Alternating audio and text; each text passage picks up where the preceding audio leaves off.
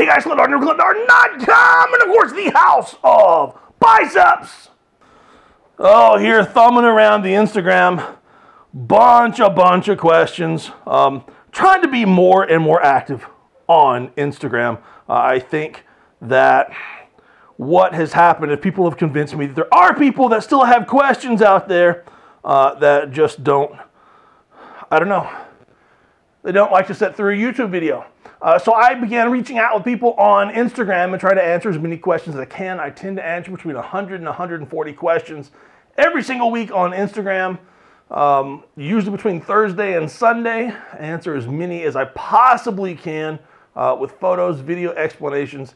It's had a nice, big, huge response, but I have issues because I think there's only so much you can say on a phone screen.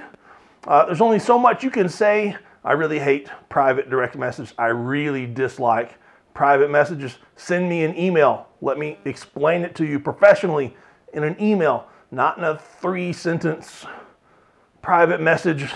My hands on, look at my hand. This is a big phone. Look at my hands on this phone. That's a pain in the butt. I can't send you anything quality like that. So I think that there is a group of people who will still listen to me explain. So I want to go through some of the message that I've done already, try to give a little bit more explanation.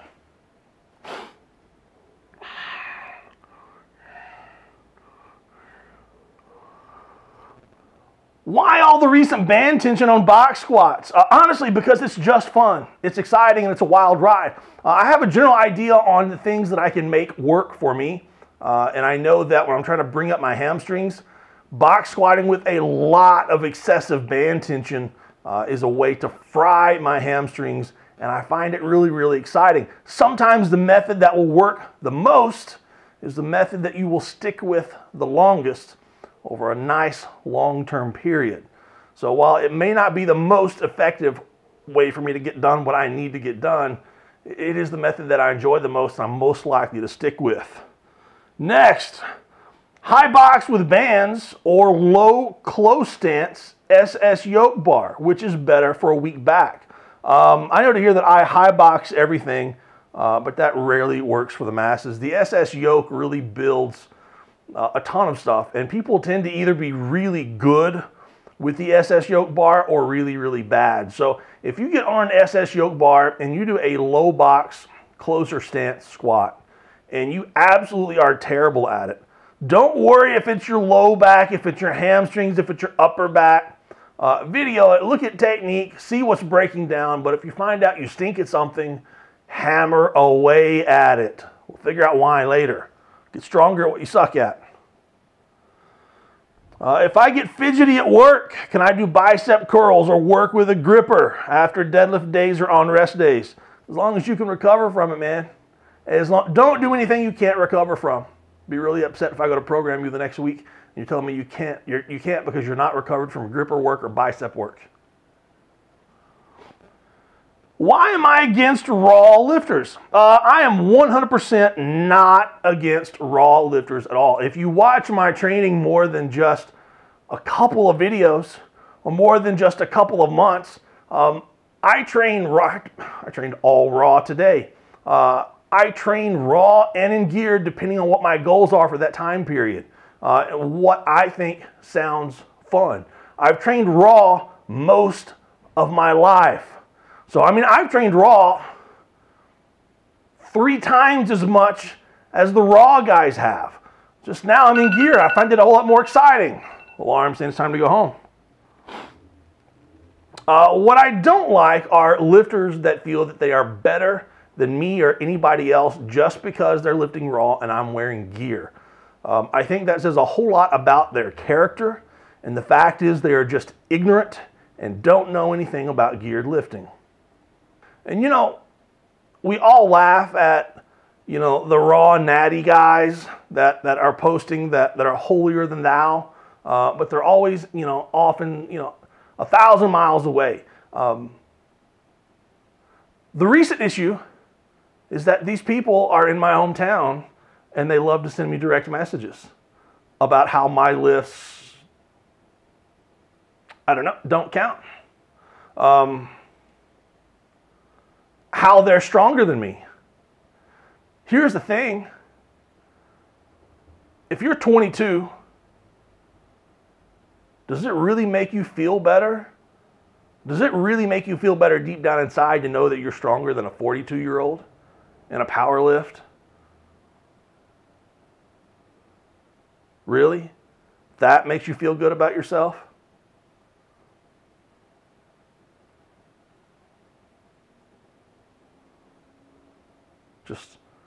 Just waiting. And then I went and watched a lot of their lifts. They're not, most of them are not competitors anyway. They're just gym lifters, and their squats are really, really high. So, which is fine. Which is fine, as long as you aren't going around telling me that my lifts don't count, and that my lifts, because they're in gear, nobody cares. And as long as you're not, stabbing me in the back or in the face, you're not better than me. You're not better than me. How do I recover mentally from a failed lift? Ask yourself if that lift really mattered. You missed a lift, in training. Did it really matter? Did it? Brush it off your back, and if it was one of those honestly, if it's in the gym, it didn't matter. Unless it's one of those lifetime goals. And if it's a lifetime goal and you miss the lift, then you step back and figure out, what you did wrong. Was it a training cycle, training block? Could have just been the day. Take a few weeks, repeat the process, come back and knock that sucker out. If it's in a meet or a competition, and you missed a first attempt or a second attempt, immediately block it out of your mind. Step back and figure out a couple of things. One, what you did wrong. My foot was turned out, didn't hold my air, chest wasn't up, I wasn't focused, bar just got out of the groove, had a brain fart, whatever it is. And then focus on what you're going to do right. Focus only on what you're going to do right. You hear me yelling stuff all the time when I'm training. You might, because I edit my videos out a lot. But like when I'm bench pressing, I'm always, when I'm getting near the bar, come on, chest up, belly up, set the lats, lock the lats in. Come on, get those pinkies locked into the bar, belly up, chest up, set the lats, drive with the feet, and then I start getting my hands pressed out against that bar. I do the same thing on my box squats, making sure my feet are in the right position. Come on, belly out, chest up, keep the head back, lock the elbows down, big air, don't rock forward with the shoulders. I have to cue myself, and I try to make as much of it positive. Come on, let's go, this is mine. I feel like I'm the coach telling myself what to do, and I can lift on my own as long as I have that other voice telling me the positive stuff in my ear of all the stuff that we're going to do that's going to make this lift correctly. I hope that makes a little bit of sense, but you got to get in your mind a little bit. Stay away from the negative, focus on the positive, and focus on what you are going to do.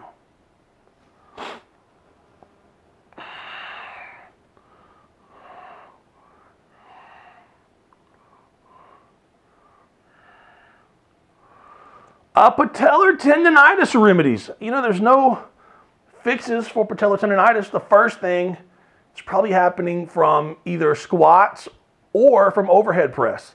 If it's from overhead press, quit letting your knees track forward. Almost all the time when someone tells me they have patellar tendonitis, I will say it hurts when you overhead press, right? Terribly when I overhead press. Then quit letting your knees go forward. Knees go out, not forward. Quit dipping down so deep. You're dipping down way too deep. Go watch a weightlifter do a jerk and watch how minimal they dip down compared to you do. Watch how the forces are set on their heels and their hips, not their quads and their knees as they're driving down. Same thing applies to a box squat. If your knees are hurting, get that wide box stance out there, put those Chuck Taylors on, take those weightlifting shoes off, and put the weight again on your hips and heels and not your quads and your knees. May not be the best squat for you to do for your goals, but if one of your squats, one of your overhead pressing styles is leading you to injury, it's not going to be the best long term either. And of course, get some neoprene sleeves. My wife has got the Elite FTS ones at home, so she wouldn't let me bring them here. And my Cerberus sleeves, crap, I took them home to wash them. Both of those are absolutely amazing, and some CBD cream. I don't believe in CBD cream. I don't believe you should use it. I don't believe you should use it because here's the thing, it shouldn't work. All the science shows that basically there's no reason it should work, but I keep putting on like body parts, especially joints that hurt, and it does. So if you know, it's worth a shot. If you're in pain, it's worth a shot. What is my opinion on intermittent fasting and exercising on an empty stomach? Well, you know, the stomach is never empty. I think that's, I mean, you ever like eaten and then gone to bed and then woken up in the middle of the night and then just puked everywhere and thought, man, where the heck did that come from? I ate that like 9 hours ago. The stomach is never empty, you know, so when people say that they, you know, eating 2 hours before you train, so you're training on an empty stomach, your stomach's not empty, ever. Even if there wasn't food in there, there's still stuff in your stomach. I'm not a let's don't eat kind of person. I eat through the night. I eat nonstop through the day. I think, you know, even if you're looking at staying away from calories, I want my body to be waylaid with nutrients as much as possible and as often as possible. I want everything in my blood repairing my body 24 hours a day. So, you know, I can't imagine a time where I don't want my body repairing. But I understand the concept. I do understand the concept of it, and I do understand that it works for some people. I think that it does work for the people that it does work for are people who quite often have issues saying, I'm not going to eat this, or they're not used to laying out a diet plan, or they can't keep their calories. You know, every meal is going to be 300 calories. Every meal is going to be 400 calories.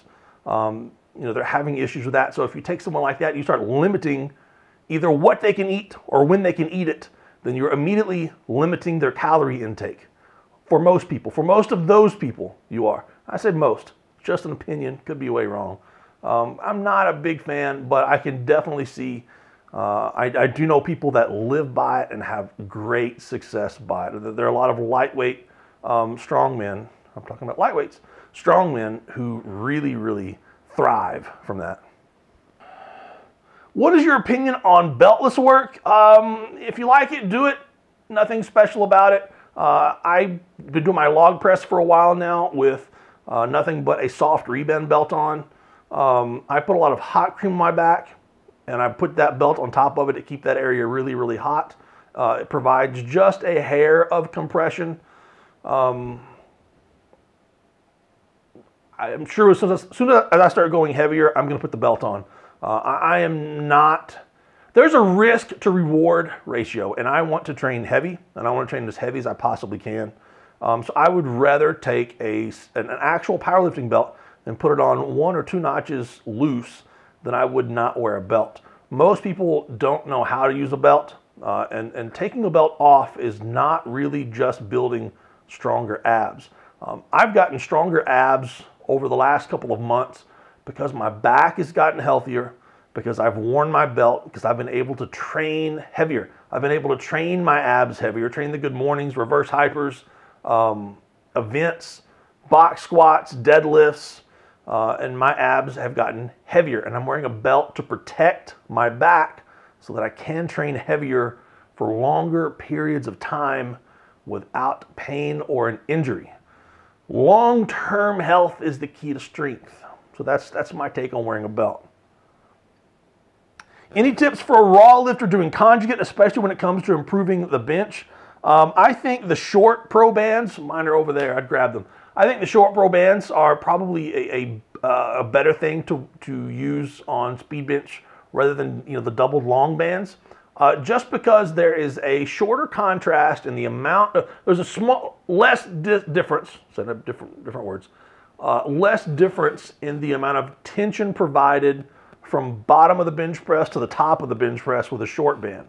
Whereas that long band may provide very small amounts of tension at the bottom and very large amounts of tension at the top. The short band, the difference between the bottom and the top is a little bit closer. So you don't need that huge contrast groove that a long band will give you because you're a raw bencher. You need a little more off the chest and not quite as much at lockout. I think that's one of the big things that I think a lot of people miss with their raw benching and the conjugate program. Just my opinion. Competition on Sunday. Would I train you afterwards? Let me know when you're ready. I currently have a waiting list for about 10, 15 days. Let me know when you are ready. I'll get you the information because I have a lot of questions, as I do for all my clients that are incoming. Best way to set up a banded deadlift for someone without band pegs or rack. Dumbbells front or behind you. Plates front or behind you. You can loop the bands through the center of the plates. Tie the bands to a small plate or a carabiner, little hook thingy. I've got photos that I attached with it on the Instagram thing. So you can't go wrong. I've seen everybody do. I hook the front end to the rack. I know you say you don't have a rack. The back end goes through plates. Simple as that works for me.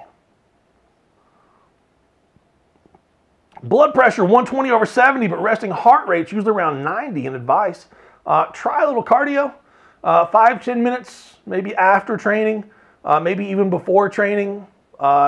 Any point in your day, 3 or 4 times a week, not hard. All you want to do is just increase that heart rate up to about 120 beats a minute, something around there for just a few minutes, and see if it makes any kind of difference. I'm betting that it's not. I'm betting that that's just fairly normal for you. Could be caused by stress, could be caused by caffeine, although normally you would see the blood pressure go a little bit crazy one way or the other with caffeine and stress as well. I'm betting it's probably nothing, but a hair of cardio never, went really bad. Overhand fingers constantly rip with mixed grip on either hand as the bar on deadlifts. Bar settled too deep. I wasn't for sure if you mean ripped skin. If you mean ripped skin, you got to keep your hands sanded and smooth. Calluses are not cool. Calluses do not help you lift heavy weight. If you have a callus or a rough spot, that's some spot waiting to rip open. So if you look down at your hands, you got a callus there. Get a file that down, and then get some lotion and cover that sucker up. Rough spots rip. Smooth spots don't. It's one of those old myths. If you're talking about the bar ripping out of your hand, there's a lot of stuff. Donnie Thompson, Kabuki Strength, Chris Duffin, Kelly Starrett, The Ready State. You could go look and see a lot of the stuff that they do about, elbow mobility and wrist mobility. You could do beforehand, smashing the elbow, the shoulder, making sure it's twisting properly. If that's not twisting over properly, it's going to be pulling your hand out of line. It's going to want to pop it out. I take some grippers and just a light gripper and do timed holds, usually around 30 to 45 seconds. And what I can do is like every 5 to 10 seconds, I can just kind of twist a little bit, because as you're coming up over your knee, if anything is twisting, which it shouldn't be with that hand, then it's going to be popping that bar out of your hand. Do I use gear solo, or do I have someone help me into it? If solo, any tips? I get my briefs on, my squat suit on by myself. I use the band pegs here in the gym. I use lots of baby powder, fans, patience, and my gear is loose. My bench shirt, the same thing. My gear is at least one size too big. Lots of baby powder, lots of patience, and the jacked shirt has loops on the shoulders, allows me to kind of hook them in here, and I can get that shirt in a little bit better.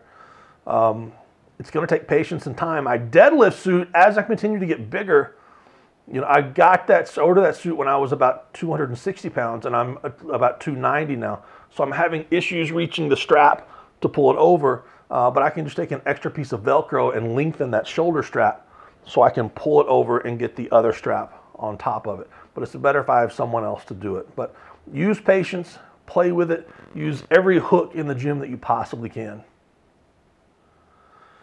Recommendation for a beginner bench shirt. A lot of people, I'm in Europe, a lot of clients in Australia. A lot of people, Australia and Europe, will suggest the Titan stuff for a beginner because they suggest single ply for a beginner. Nothing wrong with Titan. I've got some Titan stuff. It's absolutely great stuff. It's wonderful stuff, and they might have the best single ply gear out there. But I think that you will be happier long term, and I mean like after 3 months, by going with a really high quality multi-ply shirt and getting it sized a size too big. And I'm a big fan of that metal jacked shirt. Plan for your future, get it sized a hair too big so you can get it on yourself. You get that single ply tight and you're gonna have to have someone to help you get it on and off because it's closed back. It's a soft back, but it's still closed. And your gym owner may not enjoy you going through a tub of baby powder every training session. So I think you will be happier beginning with an open back metal shirt and then slowly learning to jack that down and growing into that shirt. Being double ply, it will give you more, a little more help, a little more assistance. That way you can grow into it and be stronger down the line, so get a lot of use out of it. Have I tried MK677? I think I've used 3 bottles from 2 or 3 different companies. If I had more, I would use it. I can't say that I had any magical effects from it. I probably enjoy the TB500 better. I think most of my pains, most of my kind of pains are more positively affected by TB500 rather than the MK677. I haven't used either one of them in a couple of years. But if I had them, I would use them both. I have never used gear and don't have much money. What do you think of the cheap Inzer shirts and briefs? Inzer's known for having the worst customer service on the planet. If you are not one of their sponsored athletes, you aren't getting anything anytime soon. They are known for that. Well, and they have been for decades, absolute decades. In fact, when I remember a couple of years ago, there was a powerlifting group that switched teams and they all went off to Overkill. And they were posting everywhere online, Overkill, the best gear on the planet.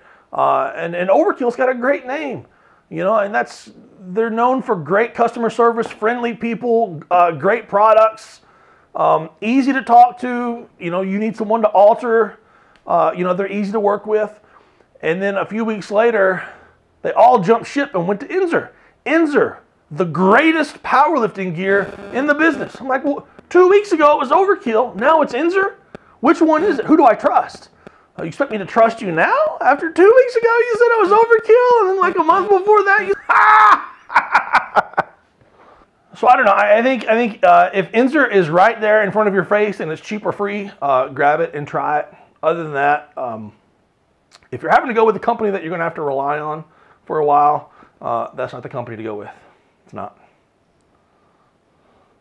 Tips on hook grip, switching over from mixed grip. I have a video on YouTube, probably my most watched video, and it's titled Painless Hook Grip How To. If you go to YouTube and just search Clint Darden hook grip, you'll find it. My son is so cute, though I see constant progress with him as he is getting older. Luke is a different child now than he was just a few months ago. The progress is phenomenal. He's advancing like crazy.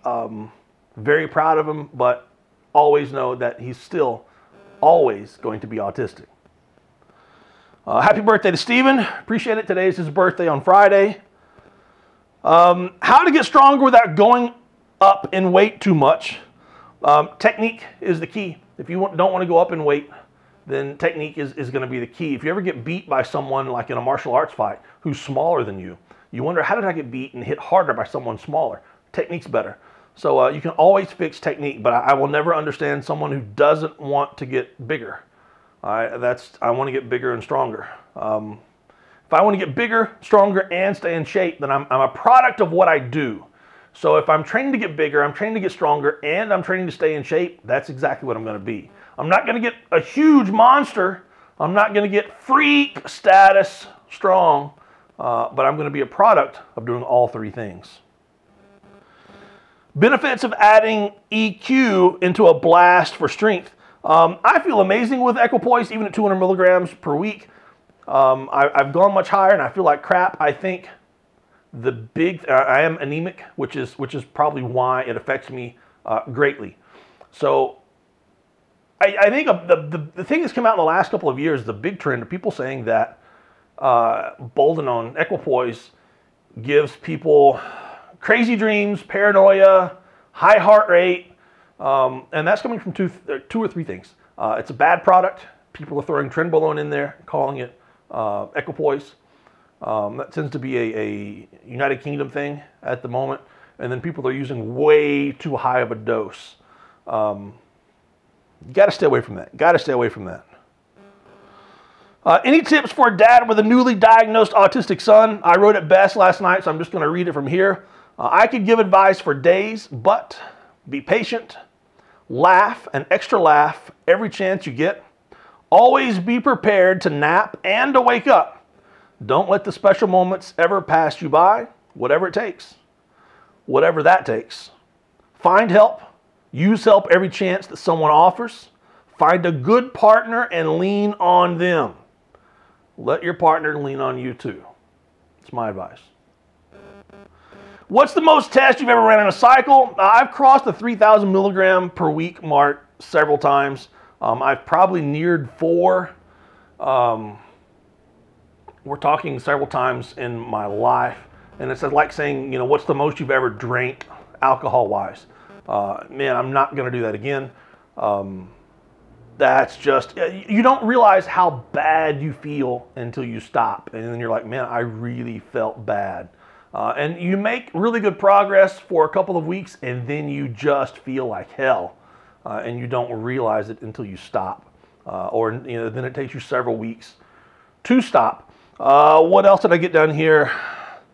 Yeah, anytime I get anywhere near the 1,000 milligram range, I start feeling real bad. Keep in mind, I've gained 50 pounds this year. And I don't think I've been over 200 milligrams. I went 300 milligrams a week. My goal is to keep my testosterone levels at the high end of normal. And that's where I want to stay. And I'm making constant progress without feeling like crap all the time. And there's a good photo that kind of goes along with this. Keep your basic compounds under 2 milligram per pound of body weight. 1.5 milligram per pound is also very acceptable. Chips Ahoy or Oreos for optimal gains? Oreos kill my stomach, but I don't think we have Chips Ahoy here. And that's it. That's it. I'm going to get back and answer some more questions. I will try to finish making some more videos to answer your questions this evening. Thanks, guys.